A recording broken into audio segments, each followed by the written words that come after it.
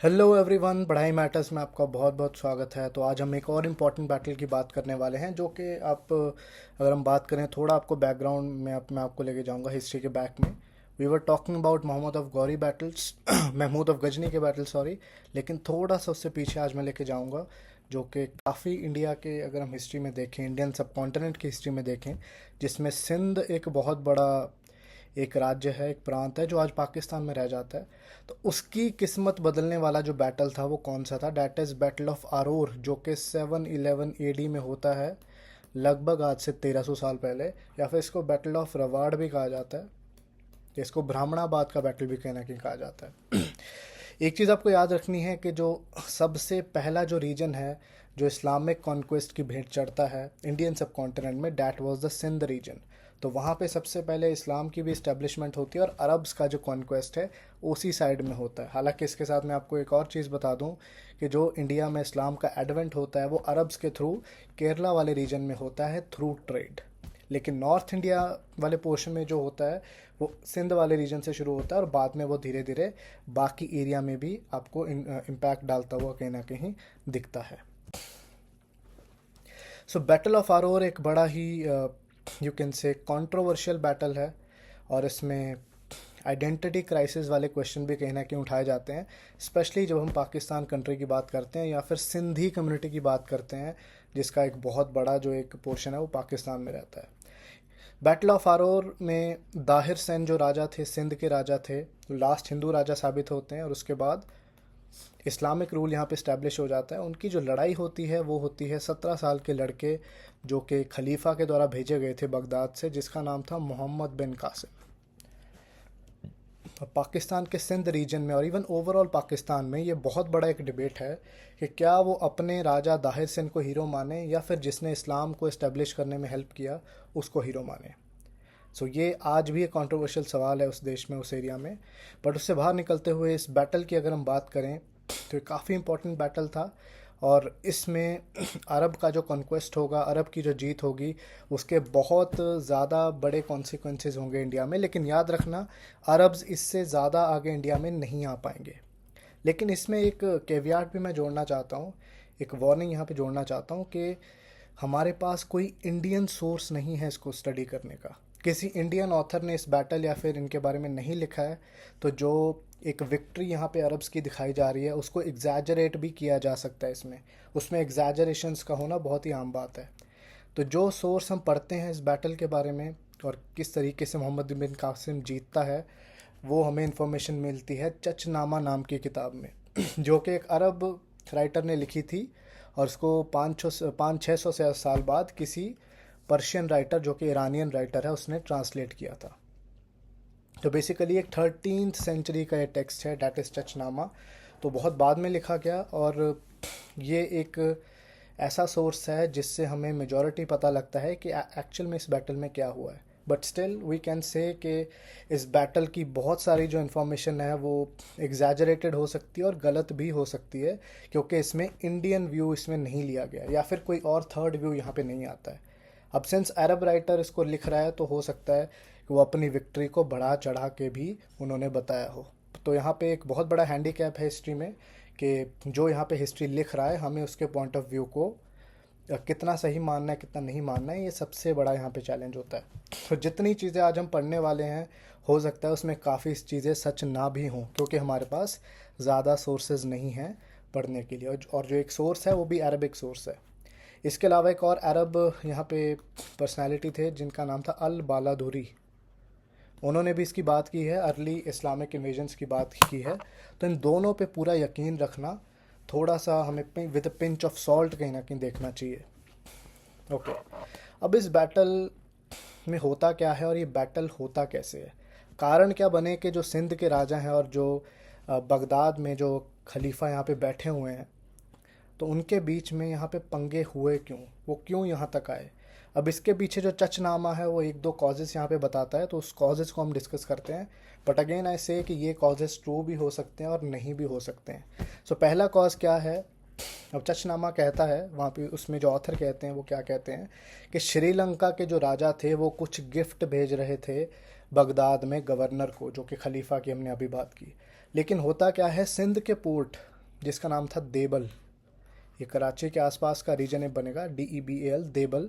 वहाँ पे कुछ समुद्री लुटेरे वो जो गिफ्ट भेजे जा रहे थे उनको लूटने का काम करते हैं, और प्लस प्लस कुछ लेडीज़ को भी वहाँ से अगवा कर लिया जाता है। तो ऐसा एक इल्ज़ाम लगाया जाता है कि ये सब राजा दाहिर के एरिया में होता है। तो फिर बगदाद का जो खलीफा है वो राजा दाहिर को पत्र लिखता है, लेटर लिखता है कि भाई ऐसा ऐसा हुआ है, तो हमारा जो माल है, हमारा जो गिफ्ट हमें आना था या जो भी था वो हमें वापस कर दो। लेकिन राजा दाहिर मना कर देते हैं, कहते हुए कि हमारे एरिया में नहीं हुआ तो मैं इसके लिए ज़िम्मेदार कहीं ना कहीं नहीं हूँ। तो एक तो श्रीलंका वाला एंगल हो गया, और दूसरा एंगल ये था कि हजाज बिन यूसुफ का एक, जो कि हजाज बिन यूसुफ उनका नाम था, ये चीज़ मैं आपको यहाँ पे एक ऐड करवा दूँ। हज्जाज जो कि बगदाद के गवर्नर थे उस टाइम पे, जिनको हम खलीफा भी बोल रहे हैं, तो आप समझ जाओ कि बेसिकली मैं बात यहाँ पे किसकी कर रहा हूँ। तो हज्जाज बिन यूसुफ जो थे, उनके कुछ एक मिलिट्री कमांडर थे, तो उनको उन्होंने एग्जीक्यूट करना था ड्यू टू सम रीज़न, तो वो शरण लेने आ जाते हैं यहाँ पे राजा दाहिर के पास सिंध में। तो सिंध में जब वो शरण लेने आए तो उन्होंने शरण दी और वापस नहीं किया बगदाद को। तो ये भी एक कारण है कि कहीं ना कहीं वो चिढ़े हुए थे और बदला लेना चाहते थे। तो ये एक दो कारण यहाँ पे बनते हैं जिसकी वजह से कहा जाता है कि बैटल होता है, लेकिन अब इन पे कितना भरोसा किया जाए, इस पे बहुत बड़ा क्वेश्चन मार्क है। और इसका सबसे बड़ा कारण जो होना चाहिए मेरे हिसाब से, या फिर मेजॉरिटी हिस्टोरियंस के हिसाब से, वो क्या है कि इस्लामिक इन्वेजन्स बेसिकली वो चाहते थे कि ज़्यादा से ज़्यादा इलाकों को कब्ज़े में किया जाए और अपना जो टेरिटोरियल एक्सटेंट है उसको बढ़ाया जाए। तो टेरिटरी और पावर के लिए बैटल हुई हो सकती है, सो सबसे बड़ा यहाँ पे कॉज हो सकता है। और सिंध रीजन से काफ़ी रेवेन्यू भी आता था, तो फाइनेंशियली भी वो काफ़ी सक्सेसफुल उनको बना देता। सो बैटल ऑफ अरोड की बात करते हैं तो 711 AD में कहीं ना कहीं होता है। मोहम्मद बिन कासिम जो कि उमैयद कैलिफेट के कमांडर थे, जो उस टाइम पे इस्लामिक डायनेस्टी अरब वर्ल्ड में थी, उसको उमैयद्स बोलते हैं। उमैयद और उसके बाद अब्बासिड्स आते हैं, ये दो बहुत बड़ी इस्लामिक डायनेस्टीज़ हुई हैं जिन्होंने काफ़ी बड़े एरिया को कहीं ना कहीं कब्ज़े में लिया हुआ था। तो उमैयद के ये कमांडर थे, 17 साल के माने जाते हैं, और इनकी लड़ाई होती है यहाँ पे राजा दाहिर के साथ। तो इंडस रिवर के पास इनकी जो सेना है वो भिड़ती है आपस में, और ऐसा भी माना जाता है कि जब लड़ाई हुई तो जो डिफेक्ट करके राजा दाहिर की तरफ आया हुआ था जो कमांडर, वो समहाउ सारी इन्फॉर्मेशन लीक कर देता है मोहम्मद बिन कासिम को, जिसकी वजह से राजा दाहिर के जो मिलिट्री प्लान्स होते हैं वो कहीं ना कहीं एक्सपोज हो जाते हैं। अब अगेन फिर इसमें सवाल आता है कि ये बात कितनी सही है कितनी नहीं है, वी कैन नॉट से, बट एज़ पर चचनामा ये चीज़ें कहीं ना कहीं हुई हैं, ठीक है। और यहाँ पे चचनामा ये भी कहता है कि 20,000 से ज़्यादा सैनिक नहीं थे मोहम्मद बिन कासिम के पास। अब ये बात थोड़ी ऐसी है जो हज़म होने लायक नहीं है, क्योंकि अगर आप बहुत कम सेना में किसी दुश्मन की टेरिटरी में जा रहे हो जहाँ आपको ज़्यादा आइडिया नहीं है, तो आपके जीतने के चांसेस काफ़ी कम है। अब ये यहाँ पे ज़रूर कम दिखाई गई होगी इन चचनामा, सो दैट ये प्रूव किया जा सके कि अरब्स बहुत ज़्यादा पावरफुल थे और कम सेना के साथ भी कहीं ना कहीं जीत सकते थे। लेकिन मॉडर्न हिस्टोरियंस जैसे कि कियास लाल हैं, वो कहते हैं कि 50,000 से कम यहाँ पे सैनिक नहीं होने चाहिए। अच्छी स्ट्रेंथ के साथ ये लोग आए थे, तभी ये राजा दाहिर को कॉम्प्रिहेंसिवली कहीं ना कहीं हरा पाए। ओके, अब ऐसा माना जाता है कि लड़ाई काफ़ी भीषण हुई और दोनों तरफ से एक दूसरे को पीछे धकेलने की यहाँ पे स्ट्रैटेजीज़ जो हैं वो लगाई जा रही थी। और शुरुआत में राजा दाहिर यहाँ पे लग रहा था कि भारी पड़ जाएंगे मोहम्मद बिन कासिम के ऊपर, बट एक आग का गोला जो है वो लग जाता है राजा दाहिर के हाथी के ऊपर और वो नीचे गिर जाते हैं, जिसकी वजह से खलबली मचनी शुरू हो जाती है राजा दाहिर के खेमे में। मैंने आपको पिछले बैटल में बताया है कि जो इंडियन कमांडर्स होते थे वो बिल्कुल फ्रंट पे रहा करते थे, जिसकी वजह से उनके घायल होने के चांसेस और उनके हाथी से नीचे गिरने के चांसेस भी बहुत ज़्यादा होते थे। लेकिन जैसे ही कमांडर नीचे गिरते थे, इंडियन सेना में अफरा तफरी फैलनी शुरू हो जाती थी, ठीक है। तो ऐसा बोला जाता है कि बाद में उनको एक एरो लगता है जिनकी वजह से उनकी मौत भी यहाँ पे हो जाती है।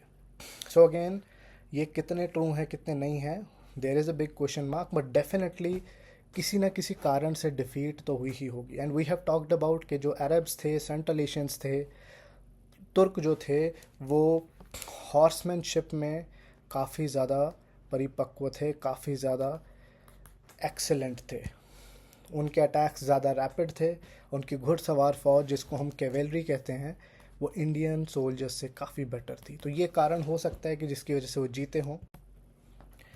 तो बैटल ऑफ अरोर के बाद जब फाइनली विक्ट्री मिल जाती है मोहम्मद बिन कासिम को, तो सर धड़ से अलग कर दिया जाता है और उसको कहीं ना कहीं हजाज बिन यूसुफ के पास एज अ तोहफा भेज दिया जाता है। और ऐसा भी बोला जाता है कि काफ़ी रानियों ने, और मेन जो उनकी वाइफ थी, राजा दाहिर की जो वाइफ थी रानी बाई जो थी, उन्होंने जौहर कमिट किया। में मास जो सुसाइड होता है, आग में अग्नि स्नान करने वाली बात है, वो उन्होंने की।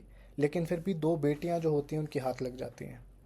तो ये भी एक इंटरेस्टिंग स्टोरी है कि आफ्टर बैटल उनकी बेटियां कैसे बदला लेती हैं मोहम्मद बिन कासिम से। तो जैसे ही उनकी बेटियों को बंदी बनाकर हजाज बिन यूसुफ के सामने पेश किया जाता है, तो उनमें से जो एक बेटी जिसका नाम था सूरज देवी, तो वो कहती हैं कि मुझे मोहम्मद बिन कासिम ने कहीं ना कहीं यहाँ पे हाथ लगाया हुआ है, या फिर मेरी इज़्ज़त को लूटने की उन्होंने कोशिश की, जिसकी वजह से वो काफ़ी परेशान है और वो हजाज बिन यूसुफ के लायक नहीं है। तो जिसकी वजह से हजाज बिन यूसुफ काफ़ी नाराज़ होता है और मोहम्मद बिन कासिम को मौत की सज़ा सुना देता है। तो इसी तरीके से मोहम्मद बिन कासिम का यहाँ पे कासिम का अंत भी होता है, और बाद में उनकी बेटियों को भी मार दिया जाता है। तो इस तरीके से वो बदला लेती हैं। अगेन अब ये जो ड्रामाटाइज़ किया गया है, कितना सच है कितना नहीं, there is a big question mark, क्योंकि बहुत लिमिटेड सोर्सेज हैं इनको पढ़ने के लिए। बट डेफिनेटली जो हुआ था वो ये ज़रूर हुआ था कि इस्लामिक रूल जो है वो इस्टेब्लिश हो गया था in the Sindh region of Pakistan, जो कि आज पाकिस्तान में पड़ता है। अब इसका आफ्टर मैथ क्या होता है? इस्लामिक रूल है वो इंडिया में कहीं ना कहीं दाखिल हो जाता है, और बाद में जो सिंध के वहीं के लोग हैं वो भी इस्लाम को अपना लेते हैं, और लेटर ऑन वो वहाँ पे रूल करना शुरू कर देते हैं। अरब्स का सिंध रीजन में एक अराइवल होता है, हालांकि ज़्यादा टाइम तक अरब्स हैं वो सिंध में टिक नहीं पाते हैं और उनको इंडियन रूलर्स खदेड़ देते हैं। तो ये आपने याद रखना है कि Arabs were not successful in India to a large extent. India में सक्सेसफुल होने वाले मेनली टर्क्स थे, तुर्क भी जिनको हम बोलते हैं। Arabs were not successful in India. इसके अलावा कोई और मेजर सक्सेस इंडिया में नहीं था उनका। तो मोहम्मद बिन कासिम को भी बाद में एग्जीक्यूट किया जाता है as per this dramatic story. लेकिन असली चीज़ कैसे और क्या हुई होगी, उसमें क्या चीज़ें हुई और क्या नहीं हुई, अगेन हिस्टोरियंस आजकल इस पर काफ़ी ज़्यादा डाउट करते हैं, बिकॉज एक ही सोर्स पे पूरा भरोसा करना थोड़ा सा यहाँ पे एक ड्यूबियस चीज़ हो जाती है। तो आई होप आपको आज की वीडियो अच्छी लगी होगी, काफ़ी आपने यहाँ से सीखा भी होगा। तो अगले बैटल के साथ हम फिर से हाजिर होंगे। अपना ध्यान रखिए। जय हिंद।